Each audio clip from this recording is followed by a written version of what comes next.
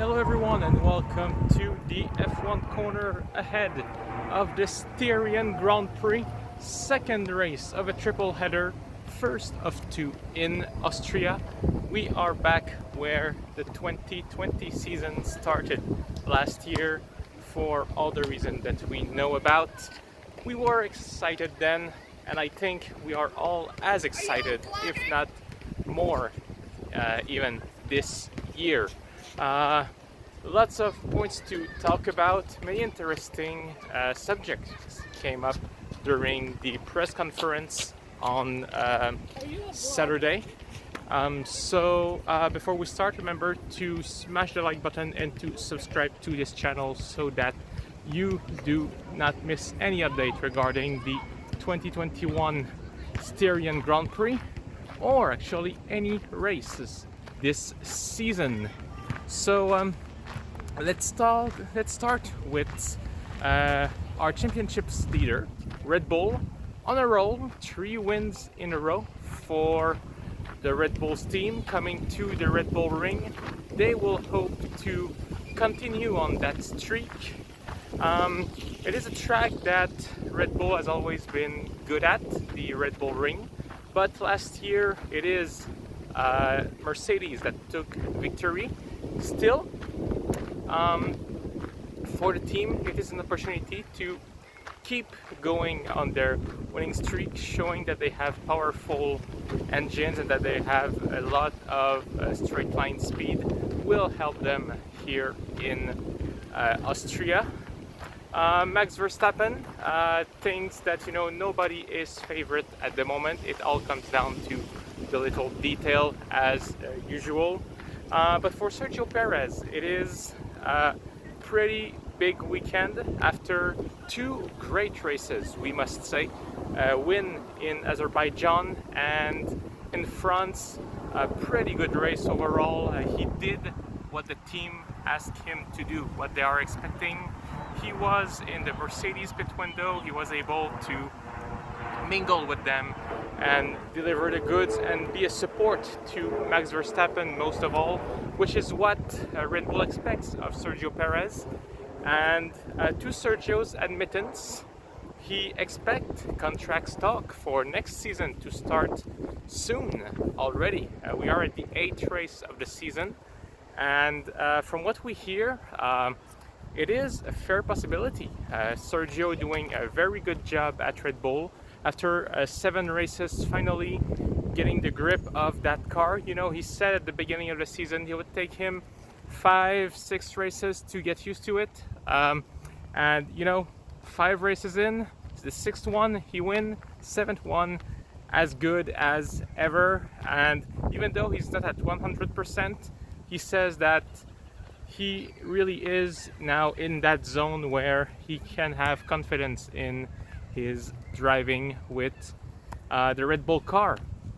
So what can he do this weekend? Only 30 points behind Lewis Hamilton.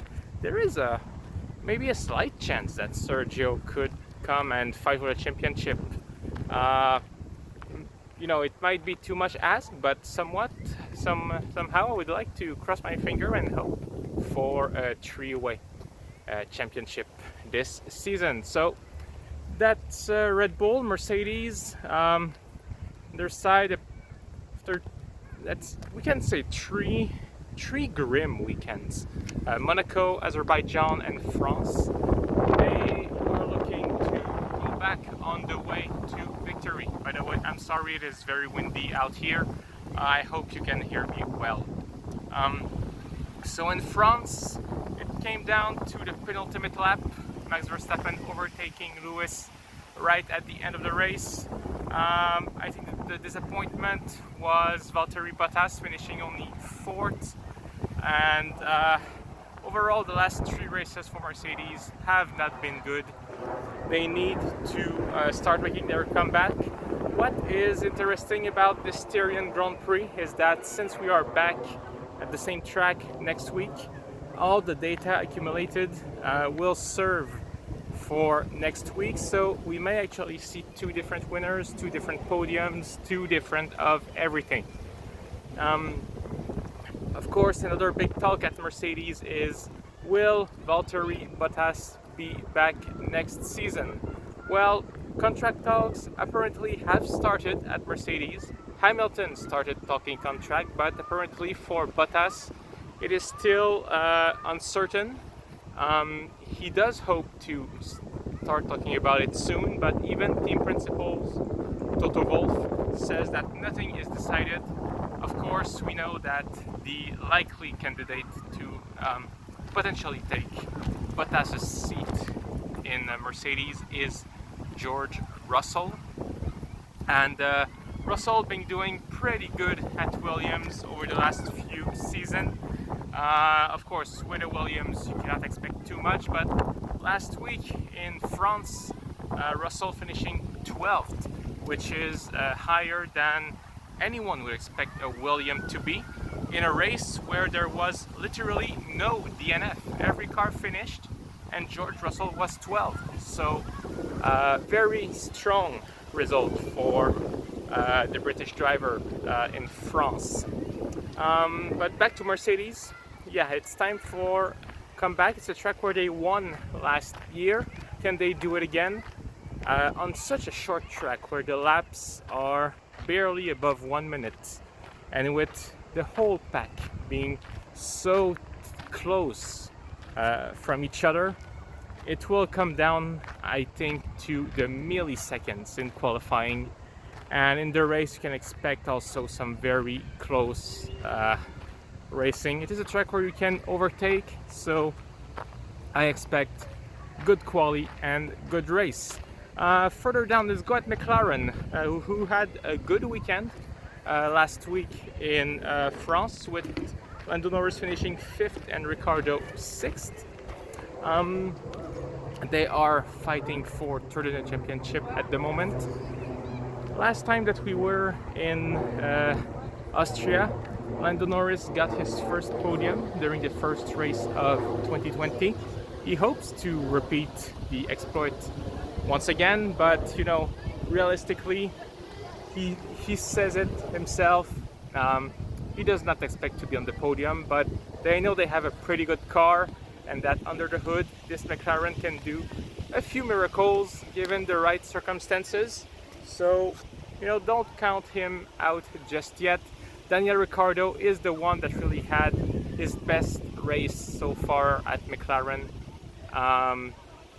Last week in France, I think he's finally getting in the groove of that car, and that, you know, he said it, that a triple header like we have now, France and Austria twice, is ideal for him to learn the car, to get into a rhythm, to really get into it and gain confidence with it. In France, he was able to go wide and explore the limits of the car without any consequences. Now he can transpose those knowledge to Austria, and next week, same track, can also just capitalize on what he will learn. Ferrari coming back from a disastrous race in France, the first race of the year where they didn't score any point. To be honest, they are not 100% sure what happened. They know that tire degradation is an issue with their car, which is what they found out the hard way at Paul Ricard last week, but it's not something that will be fixed that easily. The team started investigating, and hopefully they will bring some updates to that car sometime soon, but they also have to keep in mind that whatever they bring as updates will not translate to next year's car. So will they keep that Ferrari as it is, or will they actually try to improve it for next season? That's for the end of the season, sorry. So we'll see what happened here in Austria. It is different from France, obviously, but still, I don't think it's a track that will suit the Ferrari, but they don't know it themselves, which track is going to be good and which is going to be bad. So we can speculate, but yeah, their guess, my guess is as good as theirs, probably. Then Aston Martin, coming also from a fairly strong weekend in France. Vettel 10th and oops, I am dropping my notes. Vettel 9th, Stroll 10th after starting from 19th place. Aston Martin starting to come back alive after a very poor start of the season. But again, as I said, the midfield pack is so close. I can say that Aston Martin is coming back alive. Can say the same for Alpine, can say it for AlphaTauri. All these guys are all grouped together. Aston Martin, I think, with Stroll showing some fairly good driving skills this season, and Sebastian Vettel finally starting to understand the car, pretty much like any drivers who change team this season. After 6-7 race is when they really started getting the grip of it. Vettel happy with race in France, 3 races in a row in the points. I hope that they can continue on that. Not much to say about them this week, apart from, of course, internal reshuffle among the personnel and the technical team. Andrew Green, technical director, becoming chief technical officer, and many other roles in the teams changing. And according to Otmar Zafnauer, the team manager, it is all in the with the goal in mind to become a world champion team in the future. Aston Martin, who was Racing Point / Force India / Jordan in the past, now have the money and the means to bring that team up to speed with the other major contestant. With a branding like Aston Martin, anything's possible now. AlphaTauri, pretty good weekend for Pierre Gasly again in France, finishing, if I remember right, he was the 7th. Pierre Gasly 7th in France, yes. Good race overall again for him. But I think, for Gasly, there's not much to say. He's delivering, he's doing what he can. Actually, best that what you would expect from that team. Yuki Tsunoda is the one that's having a few issues. It seems like he has a good race and then a bad one, and a good one and a bad one. And as much as I want to say that he is learning, I think that he's having some difficulties. Yes, he's young. Yes, he does not have that much experience, but I think the team expects a bit more of him. I know that today he had a call with Helmut Marko, head of the big Red Bull family, and apparently Yuki Tsunoda was not really eager to have a call with Helmut, but I think it's just a matter of just getting everything together and not stressing over his drive. I don't think he's in danger of losing it. He just needs to focus, keep his cool. He's shown that he can deliver some great driving, so just need to keep his cool and try to put everything together for a few races in a row, and this will be good for his confidence. Alpine, coming back from a grim weekend in France with Alonso finishing 8th, which was pretty good, but Esteban Ocon unable to make it into the points after a few races where he was very strong. Alonso, driver who is also finally starting to understand his new car. Is he getting the best of Esteban Ocon finally? Maybe. Well, I think Austria will be a good representation of where everyone is, especially since we're going there for 2 weeks. So the fact that it's the 8th race of the season now, everyone is pretty much into their own little world, and they know their car a lot more than they did back in Bahrain.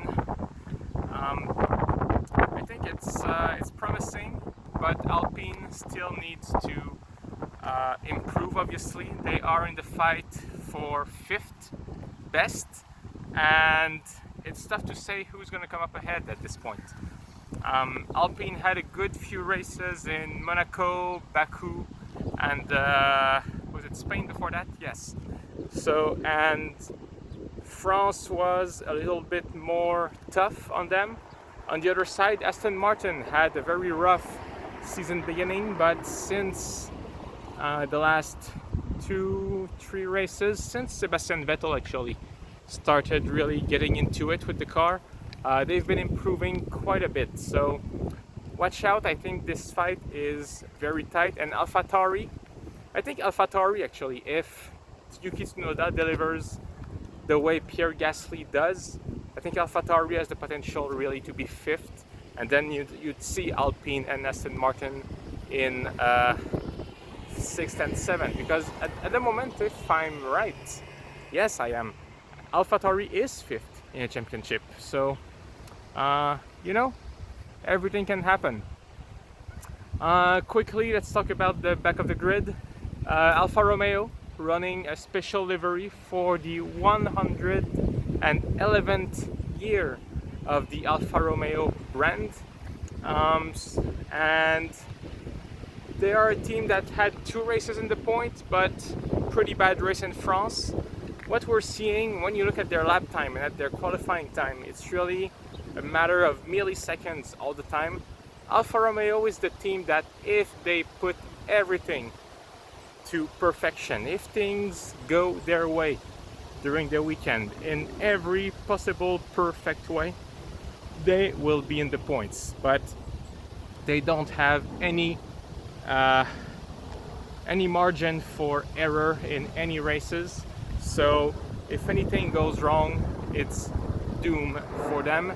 Giovinazzi's been really good in qualifying, and Kimi Räikkönen's been pretty disappointing, I should say. Race-wise, both have been equal, but I think, you know, if Kimi can qualify higher, this will also help the team. So he needs to step up his game. Maybe the age is finally catching up to him.